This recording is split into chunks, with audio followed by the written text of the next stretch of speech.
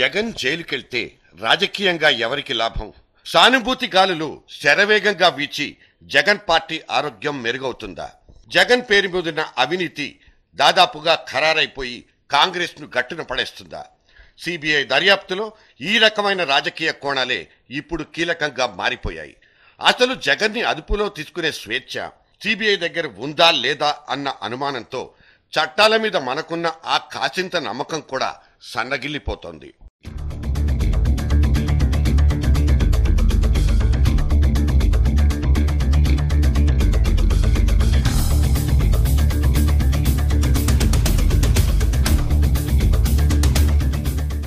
గడిచిన 48 గంటల నుంచి లోటస్ పాండ్ కింద భూమి కంపించిపోతోంది.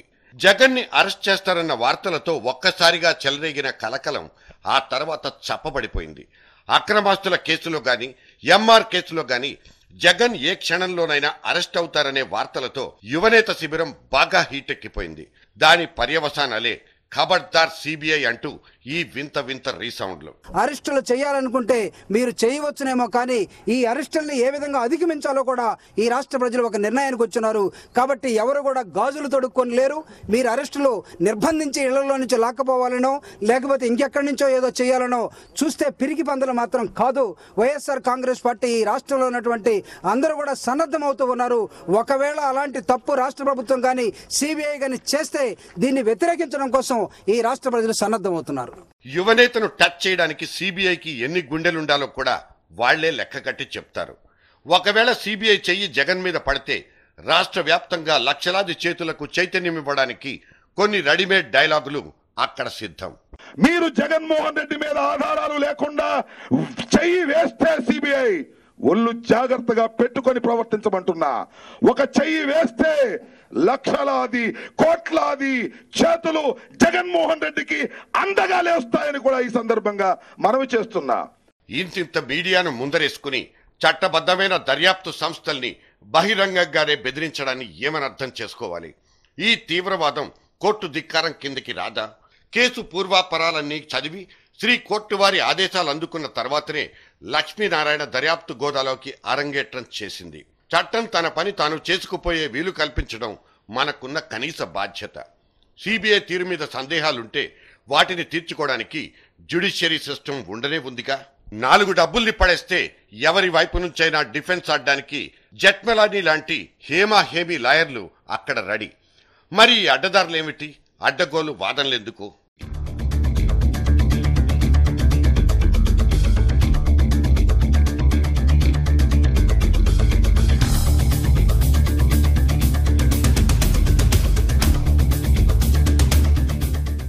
జీవితం మీద ఎన్ని మచ్చలున్నా ఎన్ని మరకలున్నా జైలుకెళ్లడం అంటే ఒకప్పుడు సిగ్గుతో చచ్చిపోయేవాళ్ళు. క్రమంగా ఆ సీను పూర్తిగా మారిపోయింది. జైలు జీవితాలకు జల్సా జీవితాలకు ఇప్పుడు తేడానే కనిపించదు. అసలు జైలుకెళ్లడం అంటే దాన్ని ఒక లైఫ్ టైం అచీవ్మెంట్ గా భావించుకునే వాళ్లే అక్కడ ఎక్కువగా కనిపిస్తారు. సగర్వంగా మీసం మెలేస్తూ 2 చేతుల్ని గాల్లో ఊపుతూ వీలైతే జనంలోకి ఒక విక్టరీ సింబల్ పడేస్తూ యుద్ధ వీరుల్లా జైలుకు సాగే సీన్లు ఇప్పుడు చాలా రొటీన్. ఈ పెద్ద మనుషులు ఇస్తున్న సందేహం ఏమిటన్నది కాసేపు పక్కన పెడితే ప్రజాబలం తమ వైపు ఉంటే చాలు చట్టాలనే కాదు టోటల్ గా రాజ్యాంగాన్ని రచ్చరచ్చ చేయగలమన్న ధీమానే వ్యవస్థను చెదలు పట్టించేస్తోంది.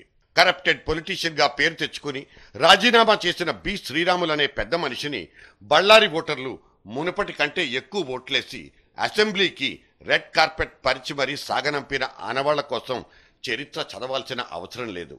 ఇప్పుడు కటకటాల్ని లెక్క పెడుతున్న ఇంకో గాలి ఘనుడు సైతం రేపటి రోజున మళ్లీ కాలం కలిసొస్తే తన పార్టీని కన్నడ ప్రభుత్వాన్ని శాసించగలరు. ఇక్కడ జగన్ ఎపిసోడ్ కూడా అటువంటి సంకేతాలనే ఇస్తోంది. ఒరిజినల్ కాంగ్రెస్ అండ్ వైఎస్ఆర్ కాంగ్రెస్ జగన్ అరెస్టుకు చెరో వైపు నిలబడి స్క్రీన్ ప్లే రాసుకోవడం స్పష్టంగా కనిపిస్తూనే ఉంది. ఇదో టైపు పవర్ పాయింట్ ప్రెజెంటేషన్. నెలాఖరులోగా ఛార్జ్ షీటు రాసి తీరాలన్న సిన్సియారిటీతో సిబిఐ ఆధారాల వేటలో బిజీగా మారిపోయింది. కానీ ఎఫ్ఐఆర్ కాపీ పై వరుసలో నిల్చున్న జగన్ను అరెస్టు చేయడం దగ్గరే సిబిఐకి చెక్ పడిపోయింది కూడా.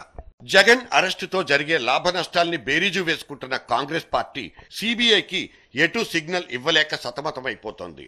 జగన్ జైలుకంటూ వెళ్తే దాని పర్యవసానాలు ఎలా ఉంటాయి? లాభపడే జగన్ పార్టీయా లేక కాంగ్రెస్ పార్టీయా అన్న మీమాంసకే ఇప్పుడు ప్రాధాన్యమంతా. జగన్ను అరెస్టు చేయడం అంటే నిప్పుతో చెలగాటమేనన్నది కాంగ్రెస్కున్న భయం. అందుకే ఇన్ని రోజులు సాగదీసిందన్న అనుమానమూ ఉంది. జగన్ అరెస్ట్ అవ్వడం అయితే ఖాయం. అయితే ఆ ఘనకార్యం ఉప ఎన్నికలకు ముందా తర్వాత అన్నదే సందేహం. ఇది కాంగ్రెస్ సీనియర్ నాయకుడి నోటి మాట. సో ఎప్పుడు గంట కొడితే మన పంట పండుతుందన్నదే కాంగ్రెస్ లో జరుగుతున్న అసలు చర్చ.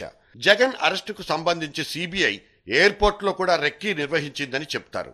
ఇక పొలిటికల్ క్లియరెన్స్ ఒక్కటే కావాల్సింది. అసలు నిందితుడే అరెస్ట్ అనేది దర్యాప్తు అంశాల ఆధారంగా జరుగుతుందా లేక రాజకీయ పరమైన అవసరాల మీద జరుగుతుందా? ఇదో విడ్డూరమైన పరిస్థితి.